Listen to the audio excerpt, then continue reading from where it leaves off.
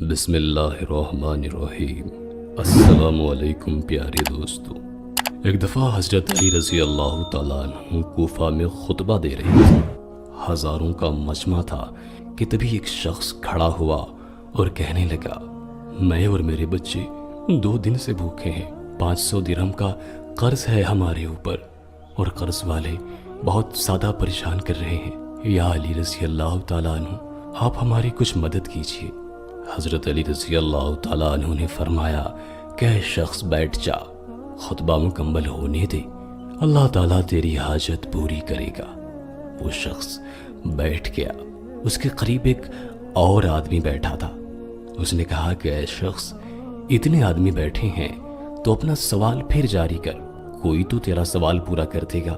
حضرت علی رضی اللہ تعالیٰ عنہ کے پاس کیا رکھا ہوا ہے جو وہ تجھ کو دیں گے؟ یہ تو خود بھی کئی دن سے بھوکے ہیں، یہودیوں کے باغ میں مزدوری کرتے ہیں، بس وہ تجھے کہاں سے دیں گے؟ وہ شخص کھڑا ہوا اور اپنا سوال پھر دہرایا۔ حضرت علی رضی اللہ تعالیٰ عنہ نے پھر پہلا ہی جواب دیا اور اس کو بیٹھنے کو کہا۔ وہ آدمی بیٹھ گیا۔ دوسرے آدمی نے پھر اس کو اکسایا کہ حضرت علی رضی اللہ تعالیٰ عنہ پر یقین کیوں کرتا ہے؟ ان کے پاس حقیقت میں کچھ نہیں ہے، 500 دینار کہاں سے دیں گے؟ وہ آدمی پھر کھڑا ہو گیا اور اپنا سوال پھر دہرایا۔ تب حضرت علی رضی اللہ تعالیٰ عنہ نے فرمایا کہ اے شخص بیٹھ جا، خطبہ ختم ہونے والا ہے، میں ضمانت دیتا ہوں کہ پروردگار عالم تیری خواہش ضرور پوری کرے گا، خطبے کے بعد مجھ سے مل لینا۔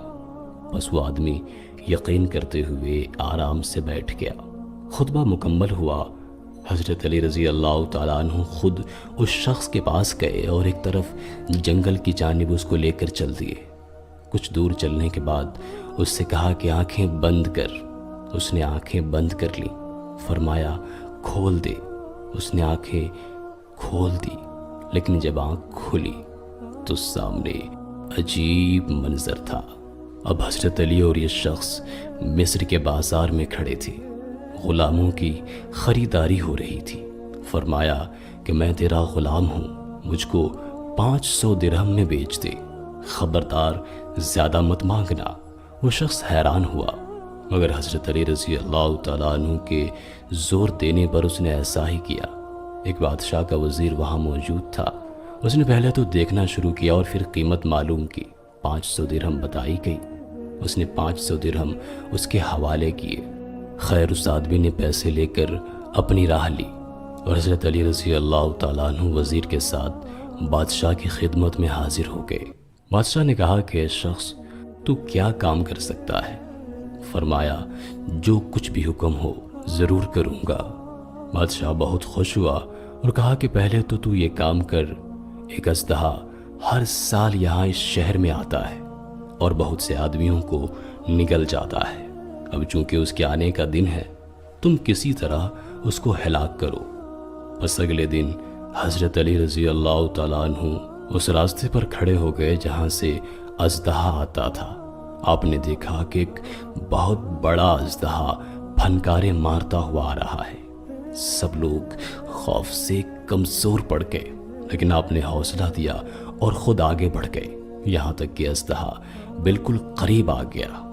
آپ نے آگے بڑھ کر اس کی دونوں جبڑوں کو پکڑا اور چیر کر 2 ٹکڑے کر دیے۔ لوگوں کو اس سے اطمینان ہوا، مگر اس پر کافی حیرت ہوئی۔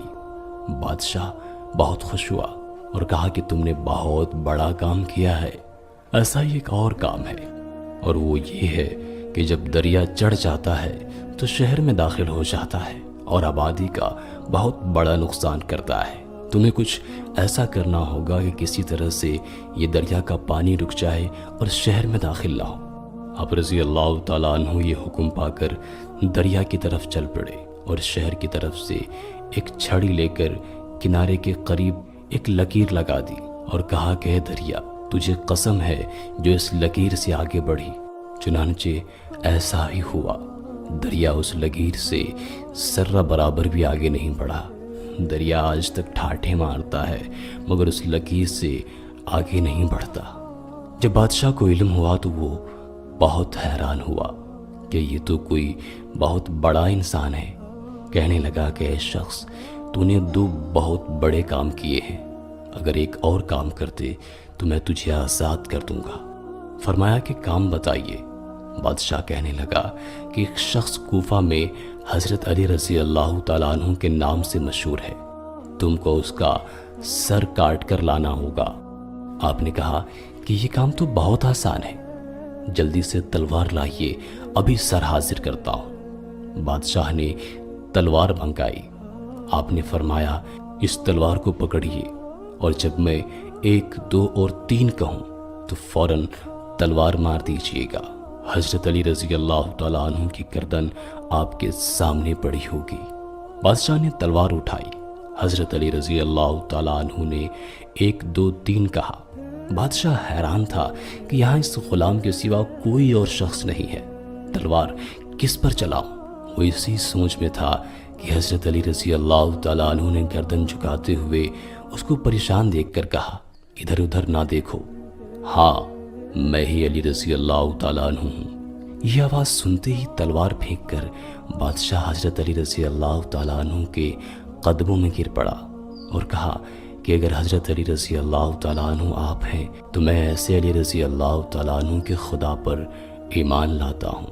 مجھے آج تک غلط فہمی میں رکھا گیا، جبکہ آپ تو بہت نیک اور اچھے کردار کے مالک ہیں۔ یا علی رضی اللہ تعالیٰ عنہ، آپ مجھے معاف کر دیجئے۔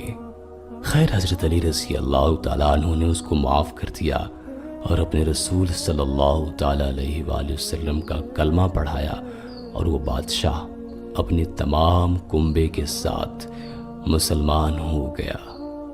حضرت علی رضی اللہ تعالیٰ عنہ نے اس کو دعا دی اور کوفہ کی راہ لی۔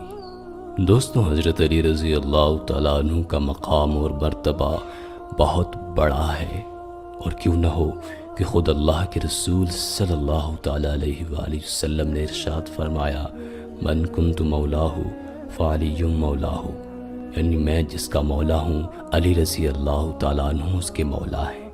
حضرت علی رضی اللہ تعالیٰ عنہ کو اللہ تبارک و تعالیٰ نے بے شمار خوبیوں اور کمالات سے نوازا تھا۔ اپنا بہت سارا خیال رکھیے گا۔ اللہ حافظ۔